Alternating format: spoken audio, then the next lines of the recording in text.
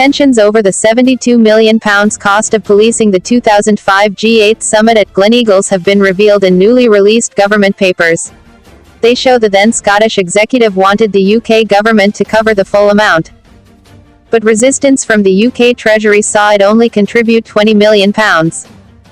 National Records of Scotland files show former First Minister Jack McConnell warned his administration was being placed in an intolerable position. Warnings that the executive would expose fears about the cost of G8 summit security publicly were issued, the papers reveal. A huge police presence, with officers drafted in from across the UK, was put in place for the 2005 meeting of leaders from the world's foremost industrial nations. Trouble flared on a number of occasions with confrontations between police and protesters in Edinburgh and at Auchterarder, next to the summit venue. Very serious situation. Scottish Executive Cabinet papers from 8 months before the summit took place show the potential policing costs were of major concern for the then Labour and Lib Dem coalition.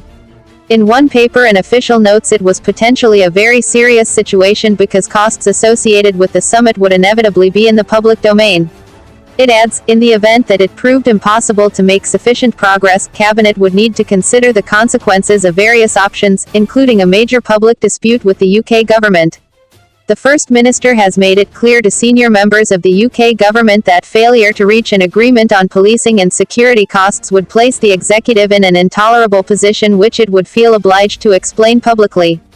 World leaders from the United States, Canada, Russia, France, Italy, Germany and Japan joined the then UK Prime Minister Tony Blair at Gleneagles, where they discussed development in Africa and global climate change. Nearly 2,400 delegates attended the summit, and a similar number of media representatives were accredited to cover the event. An exclusion zone was put up around the venue, but disturbances took place across Scotland. Poison chalice. Another section of the newly released Executive Cabinet paper suggests, we might want to make the case that it is only because Scotland is part of the Union that we have this opportunity. However, the paper cautions this was a double-edged sword given the opposition in some quarters to Scotland hosting the G8 summit, adding that some critics would argue Mr. Blair had foisted a poison chalice on Scotland. The total cost of hosting the G8 summit was £90.9 million, with £72 million spent on policing. The Treasury agreed to pay £20 million of the cost. £10 million was paid by the Foreign Office, with the remaining bill being met by the executive. A study into the impact of the event suggested spending directly linked to the summit was worth £65 million to the Scottish economy, while the value of worldwide media coverage at more than £66 million.